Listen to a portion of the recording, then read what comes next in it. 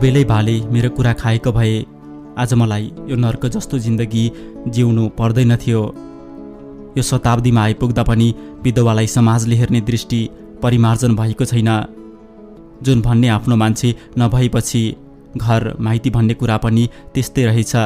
दिदीले भागेर दोलखाको मगर केटासँग विवाह गर्नुभयो। 2 महिना अघि मात्र जाजरकोट सरुवा भएर खानेपानी संस्थाको हाकिम भएर आउनु भएको रहेछ भिनाजु। आएको भोलिपल्ट हाट बजारमा तरकारी किन्न जाँदा काउली लिएर बेच्न बसेकी हाम्री दिदीलाई देख्नु भएको रहेछ। अनि त्यति बेलै माया बसेको रे। माया पनि कस्तो हो, एकै नजरमा त्यति सजिलै बसिहाल्ने। त्यसपछि कसको छोरी हो, घर कहाँ हो खोजी गर्न थाल्नु भएछ। त्यहाँका पुराना कर्मचारीबाट सोध्दै जाँदा पत्ता लागेछ। एक दिन हाम्रो घरमा दूध ठेक्का माग्न आउनु भएको त मैले पनि चाल पाएकी थिएँ। हाकिम बनेर त्यति बेला भिनाजु आफै आउनुहुन्थ्यो बिहान बेलुका दूध लिन। त्यसरी नै साँझ बिहान आउँदा आउँदै 2 महिना पुग्दा नपुग्दै दिदी भिनाजु टाप कसे। तर दिदीको त्यति बेलाको सानो गल्तीको सजाय भने आज पर्यन्त मैले भोग्दैछु। दिदी त्यसरी तल्लो जातसँग जाँदा बाको इज्जत गयो रे। हुन पनि गाउँलेले खुब कुरा काट्थे त्यति बेला। पण्डितको छोरी त मगरसँग गइछे, खुब नाकनिक गर्थे बुढा। अब दसैँमा छोरी ज्वाइँ आउँदा कसैले रक्सी बोकेर आउने भए भनेर पँधेरोमा जाँदा कतिजनाबाट आफ्नै कानले सुनेकी थिएँ। सबैले कुरा काटेको सुनेपछि मलाई पनि उनीहरूको सङ्गत मन पर्दैन थियो। त्यसकारण पनि मेलापात घाँस दाउरा जाँदा अरूभन्दा एक्लै भएर पछि पछि लुरु लुरु हिँड्थे। बा उदास देखिनुहुन्थ्यो भने आमा रोइरहनुहुन्थ्यो। खाना बस्दा पनि त्यसले खाइ कि खाइन भन्नुहुन्थ्यो। आमाको के कुरा गर्नु, साँच्चै भन्ने हो भने दिदी गएपछि आमाको काम नै रुनु थियो। रातभर बा आमा राम्ररी निदाएको मैले चाल पाइन। म पनि कान थापिरहन्थेँ। बाले कहिले सानो स्वरमा आमालाई सम्झाए झैँ लाग्थ्यो, कहिले चर्को डाँकोले खानुहुन्थ्यो। मलाई पनि मनभरि कुरा नखेलेको कहाँ हुन् र। अहिलेको जमानामा जात 2वटा छन्, एउटा पुरुष अर्को नारी भनेर गुरुले पढाएको झलझली सम्झन्थे। त्यही कुरा बालाई भन्छु भनेर उहाँको अघिल्तिर जान आँट नआएर फर्किन्थे। मलाई थाहा थियो जात मान्छेले नै बनाएका हुन् भनेर। एक दिन हिम्मत बटुलेर बा नभएको मौका पारेर आमाको छेउमा गएँ। आमाले फेरि दिदीलाई सम्झनुभयो अनि रुन लाग्नुभयो। मैले आमाको काखमा शिर राखेर ढल्किएँ अनि आमालाई सम्झाउन लागेँ। नरुनु आमा, किन रुनुहुन्छ? दिदीले त्यस्तो के गल्ती गर्नुभएको हो र? जिन्दगी जिउन मलाई यत्तिको केटा भए दुःख पाउँदिन भन्ने भएर नै जानुभयो। आखिर जागिरे पनि त हुनुहुँदो रहेछ हाम्रो भिनाजु। दिदीले दुःख पाउनुहुन्न यत्तिकै भनेको थिएँ। आमा उसै रुँदै फलाग्न लाग्नुभयो।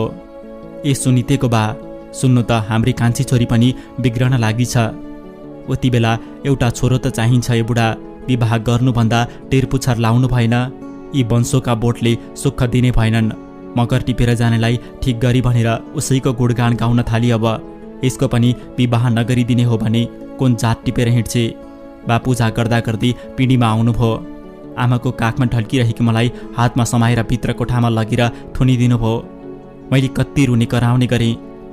बाले एक कति सुन्नु भएन। बाहिरबाट चोक्को लगाएर कता लाग्नुभयो।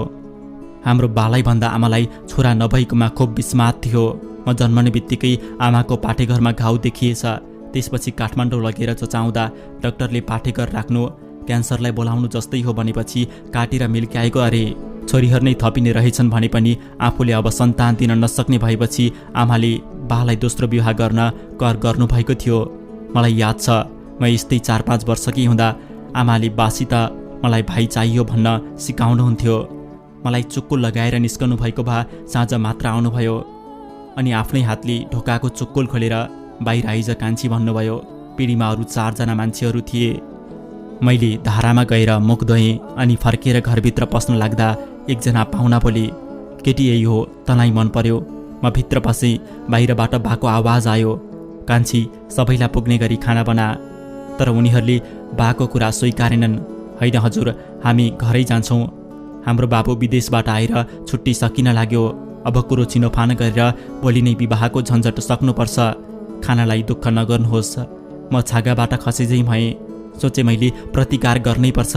बाको डरले म चुपचाप बसेँ भने मेरा सपनाहरू चकनाचुर हुन्छन्। मैले पढ्नुपर्छ। आफ्नो खुट्टामा उभिएर सक्षम भएपछि मात्र विवाह गरेँ भने म म कसैको भरमा बाँच्नु पर्दैन। म बाहिर निस्किएँ। जेसुकै होस् भनेर बडो साहस बटुलेर सबैका अगाडि गएर भने, बा म पढ्छु, म अहिले विवाह गर्दिनँ। मलाई नै नसोधी मेरो विवाहको निर्णय किन लिनुभयो? आएका मध्ये एउटाले बोले, केटो विदेश बस्छ, विवाह गरेको 1 हप्तामा फेरि ऊ जाँदैछ। घरमा म र आमा छौँ। बिहान बेलुका भात पकाइदिनु, दिउँसो पढ्नु। तिमी पढ्नलाई हामीले रोक्दैनौ। म रुँदै भित्र पसी। बाले मेरो कुरा बुझ्नु नै भएन। झमक्क साँझ पर्न लागेकाले मलाई हेर्न आउनेहरू पनि गए। म नखाइ सुतेँ। बा आमाले पनि खानु भयो कि भएन थाहा पाइन। ए कान्छी, उठ, बिहानै बजार जाने कुरा छ। सबैसँग गएर तँलाई के मनपर्छ रोजेर लिनु। आमाले कोठामा आएर उठाउनु भयो। म रोइ पनि जे गरे पनि मेरो कुरा सुन्ने कोही थिएनन्। जसले जे भन्छ त्यही मान्न तयार भएँ। म प्रतिकार गर्न तँभन्दा साहस भएन। आखिर दुलहीको साडीमा सजिनै पर्यो। मैले हतारको भए पनि धुमधामले विवाह सम्पन्न भयो मेरो। आखिर दिदीको रिसले बलिको बोका बन्नु पर्यो। म उनी परदेशी मान्छे भए पनि माया लगाउन त जानेका रहेछन्। त्यो 6 दिनको बसाइमा मलाई पगालेरै छाडे। मैले त्यहाँ गएर पनि पढ्न जान पाउने भएँ। मेरा रहर, मेरा साना साना कुराहरूलाई पनि निकै महत्त्व दिएर पुरा गरे उनले। जानुअघि बा आमा र मलाई राखेर सम्झाइ बुझाइ गरे। उनको चाहना थियो सासु बुहारी मिलुन्। घर भाडिएन भने तँभन्दा सुखहरू के छ र? आखिर परदेशी न थिए। बिदा सकियो, उनी फर्किने तर्खरमा छन्। कान्छी, बेल्ट कहाँ छ? कान्छी, टोपी भेटिन। कान्छी, मोजा खै? यता आफूलाई चिन्ताले खाएको छ। बोल्ने मन पनि छैन। नबोली नबोली सामान मिलाइदिए। झोला बोकेर उनी निस्किएपछि पर पुगिन्जेल हेरिरहेँ। देखिन छाडेपछि रुँदै आएर ओछ्यानमा ढल्किए। बा आमाले सम्झाउनु भयो, नरो बा, नरो। यसअघि हामीलाई पनि यस्तै हुन्थ्यो। यो पटक भने मन थाम्न सकियो। छोरो गए पनि अब साथी बुहारी छ भनेर मन बुझाएका छौँ। उनले पुगेपछि फोन गर्छु भनेका थिए। म त्यही पर्खाइमा छु। पल्लो घरको टेलिफोन बज्दा पनि उनले बोलाउन पठाउँछन् कि भन्ने आश लाग्थ्यो। यसरी कति दिन बिते। फोन आएन। मनभित्र जे भए पनि सबका अगाडि हाँसिदिन्थेँ। पढ्न जान्थेँ, घरको काम गर्थेँ। भ्याएसम्म छुट्टीमा मेलापात, घाँस दाउरा पनि गर्थेँ। हाम्रो विवाह भएकै दिन गाउँमा अर्को विवाह पनि भएको थियो। राजेश परदेश हुँदा फोनबाट प्रेम परेको अरे सुनेकी थिएँ। प्रेम भएपछि राधालाई मागेर राजेशले विवाह गरेका रहेछन्। मेरो मान्छे परदेश गएको भोलिपल्ट राजेश पनि गएका हुन् गाउँबाट। हामी दुवै उस्तै थियौँ, त्यसैले पनि हाम्रो गफ मिल्थ्यो। वन जाँदा पनि दुईवटी जान्थ्यौँ, पढ्न गए पनि दुईवटी जान्थ्यौँ। राधालाई त राजेशले फोन गरिरहन्थ्यो, किनकि उनले राधालाई मोबाइल छोडेर गएका थिए। उनीहरू हाँस्थे, बोल्थे, मेरो मन भने खिन्न हुन्थ्यो। आज फोन आउला, भोलि आउला भनेर दिन गनेको पनि 15 दिन बितेछ।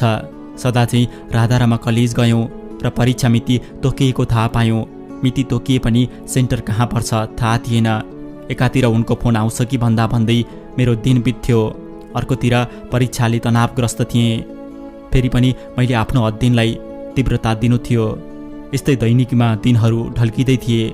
परीक्षा नजिकिँदै थियो। कसको सेन्टर कुन स्कुलमा पर्यो भनेर कलेजले सूचना पनि निकालेको थियो। संयोगवश मेरो नाम रमिला भएकाले बढानुक्रमको आधारमा राधा र मेरो सेन्टर एउटै ठाउँमा परेछ। सेन्टर थियो भेडा बजार। भेडा बजारसम्म घरबाट परीक्षा दिन जान असम्भव थियो। साँझ घरमा आएर आमालाई भने, सेन्टर त मेरो भेडा बजार परेछ, आउन जान नभ्याइने भयो, कसो गर्ने? बाले भन्नुभयो, भोलि बिहानै तयार हो, भेडा बजार गएर कोठा खोजौला, म पनि जान्छु। उता राजेशको घरमा पनि भन्नु, 1 महिनालाई त हो, दुईवटी सँगै बस्नु, जे चाहिन्छ घरबाटै लैजाउला। बा पल्ला घर लाग्नुभयो। मैले सामान मिलाउन लागेँ। आज भेडा बजार जानु छ। मन खल्लो छ, तैपनि मेरो भविष्य भेडा बजारसँग जोडिएको छ। नगएर पनि भएन। उताबाट राधा आई हिँड्ने बेला ससुरालाई ढोक गर्दा मन थाम्नै सकिन र आँसु झारे। आमा पनि रुनुभयो र भन्नुभयो, नरो, केटोको केही बन्दोबस्त नमिलेरै होला, फोन नगरेको, त गएपछि गरेछ भने राधाको नम्बर दिन लगाउँला कसैलाई। त्यसपछि हामी निस्कियौँ। कोठा खोज्न कुनै कठिनाइ भएन, पुग्न साथ पाइयो। बुबाले आफन्तकोमा जान्छु, उतैबाट भोलि घर फर्कन्छु भनेर जानुभयो। राधा र म कोठामा सामान मिलाउन कसियौँ। साँझ पर्यो, पकाएर खाएर सुत्यौँ। राधा त रातभर पनि फोनमा झुन्डिने रहेछ। उसँग बोल्ने राजेश मात्र होइन रहेछ, अरू धेरै रहेछन्। हुन त मोबाइलमा बोल्दैमा मैले गलत सोच्नु पनि नहुने हो, तर सबैसँग बोल्ने तरिका चाहिँ उही राजेशसँग जस्तो थियो। हजारौँ सपनाहरूको भारी बोकेर परदेशी न कसलाई रहर हुन्छ र। विवाह भएको हप्ता दिनमै उहाँ गएको पनि त आखिर मेरा लागि हो। राजेशलाई पनि त राधासँगै जिस्किँदै हाँस्दै गाउँघरमै बस्ने चाहना थियो होला, तर राधाले राजेशलाई धोका दिँदै थिए। मैले सम्झाएँ पनि सम्झायो उल्टै उसले यसो भन्थे, आ दिदी, राजेशलाई थाहा हुने होइन, बोल्दैमा के भयो र, बरु म पैसा दिउँला, तपाईँ पनि मोबाइल लिनुहोस्, मोबाइल भएपछि समय बितेको पत्तै हुन्न, तपाईँ त गोबरै हुनुहुँदो रहेछ। त्यसपछि भने राधा मन पर्न छोड्यो मलाई। ऊ कोठामा पसी भने म कौसीमा गएर पढेर बस्थेँ। परीक्षा दिन आएकी केटीको चालाढालामा परिवर्तन थियो। परीक्षा दिएर फर्केपछि पनि कहाँ जान्थे मलाई पत्तै हुँदैनथ्यो। आज अन्तिम परीक्षा हो। परीक्षा सकेपछि साथीहरूले सिनेमा हेर्न जाने भनिरहेका थिए। मैले पनि त्यो सल्लाहमा सहमति जनाएकी थिएँ। परीक्षा सकेर आएर कपडा फेर्दै थियौँ, बाहिरबाट कसैले ढोका ढकढकायो। हतार हतार गएर हेरेँ, गाउँकै देवर र जेठाजु पर्नेहरू रहेछन्। ढोका उघारेर सोधेँ, हजुरहरू कताबाट यता? एउटाले भने, बजार आएका थियौँ, काकाले भाउजूहरू लिएर आऊ है भन्नुभएको थियो र पसेका भाउजू, हामी त भोलि जाने निदो गरेका छौँ। उनले फेरि बोले, सामान के छन् निकालिदिनुहोस् भाउजू, आजै जाउँ चारैजना सँगसँगै। हामी बाध्य भयौँ, सामानको पोको बनाएर गाउँ आयौँ। परबाट हाम्रो घरमा मान्छेहरूको भिड थियो। म झस्केँ, बा अथवा आमालाई केही भएछ कि? हामी घरमा पुग्यौँ। बा आमा रोइरहनु भएको थियो। म नजिकै गएँ। आमाले भन्नुभयो, यही अलक्षिनीले मेरो छोरालाई खाई, मलाई नछो अलक्षिनी। म भुइँमा बजारिएँ। मेरो होस गुमेको रहेछ। बेउजिदा म अस्पतालमा लडिरहेकी थिएँ। नजिकै राधा थिए। उसैले बेली बिस्तार लगाई। खबर त्यस दिन आए पनि समुद्र पुरेर बन्दै गरेको बिल्डिङको 11औं तलाबाट खसेर ढुङ्गामा बजारिएपछि ऊ छुट्टिएर समुद्रमा पुगेका उनको लाससम्म पनि कति खोज्दा समेत कम्पनीले भेट्टाएनछ। त्यो सुन्दा सुन्दै चिच्चाएर खुब रोएँ। बाहिर बस्नुभएका सबैजना रुनुभयो। मलाई हस्पिटलबाट डिस्चार्ज लेखिदियो। त्यति बेला नै डाक्टरले भनेका थिए, तपाईँ आमा बन्दै हुनुहुन्छ। गर्भमा उनको नासो बोकेर म कहाँ जाउँ? म जाने त्यही घर थियो। सासु आमाले जे भनेको भए पनि मैले सहनु पर्थ्यो, किनकि हाम्रो समाज रूढिवादी संस्कृतिबाट मुक्त भइसकेको छैन। हरेक दिन हरेक पल मलाई ती मानसिक तनाव सुन्नी सक्दैन थिएँ। मेरै कारणले उनको ज्यान गएको पनि होइन नि। जति नै पढे पनि प्रमाणपत्र भित्तामा झुन्डाएर पासपोर्ट हातमा बोक्नुपर्ने हाम्रो देशको पद्धतिको अगाडि मेरो के दोष? मैले त्यही कुरा बा आमालाई बुझाउनु छ र कोखमा बढ्दै गरेको उनको नासोलाई उचित सम्भार गर्नु छ।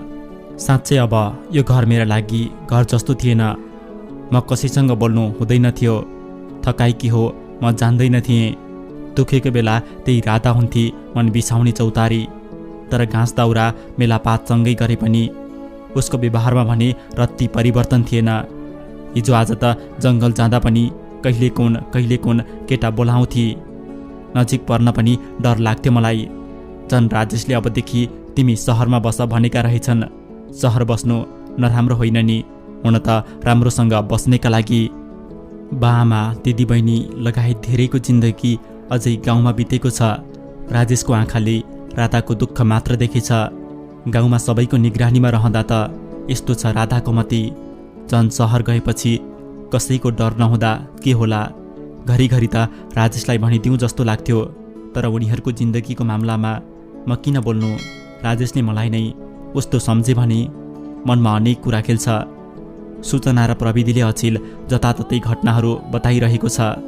त्यस्तै चाहिँ राजेश भोलि घर आउँदा न धन न श्रीमती भयो भने उसले कमाएर पठाएको पसिनाको मलले लटपट्याएर राधा अन्त कतै गई भने भविष्य बनाउन राजेशले बनेका सपनाहरू सबै चकनाचुर हुन्छन्। यस्तो खाली प्रवृत्तिको विकास भइरहेको छ। यो विकृति हो, यसलाई रोक्नुपर्छ। म जत्तिको शिक्षित महिलाले यी सब कुरा थाहा पाएर पनि चुप बसे भने समाज खोक्रो हुन्छ। भावी सन्ततिलाई समेत यसले नराम्रो असर पुर्याउँछ। समाजलाई सुदृढ बनाउन समाजका हरेक नागरिकको बराबर दायित्व हुन्छ। अब राधा रिसाउँछे। मैले राजेशलाई फोन गरेर भए पनि भनिदिनै पर्छ, भनिदिन्छु। प्रिय दर्शक साथीहरू, तपाईँले समाजको ऐना शीर्षकमा लेखिएको यो कथालाई सुन्नुभयो। तपाईँलाई कस्तो लाग्यो? सल्लाह सुझाव साथै प्रतिक्रिया दिन भने नबिर्सनुहोला। अम्बिका कार्की अम्मूले लेख्नुभएको समाजको ऐना शीर्षकको यो कथा हामीले तपाईँलाई सुनाउने प्रयास गर्यौँ। तपाईँले हाम्रो युट्युब च्यानललाई सब्सक्राइब गर्नुभएको छैन भने कृपया सब्सक्राइब गर्न नबिर्सनुहोला र नजिकै आउने बेल आइकन थिची अल नोटिफिकेसन अन गर्नुहोला। यो तपाईँलाई अनुरोध गर्न चाहन्छु र आगामी श्रृङ्खलामा पनि यस्तै नयाँ नयाँ कथाको साथमा उपस्थित हुने बाचा गर्दै सम्पादन कक्षका सहकर्मी लक्ष्मण भट्टसहित म तपाईँकै कथा व्यथाको साथी सुजन खनाल पनि बिदा हुने अनुमति चाहन्छु। तपाईँ भने हेर्दै गर्नुहोस् नेपाली सुन्ने कथाको युट्युब च्यानल।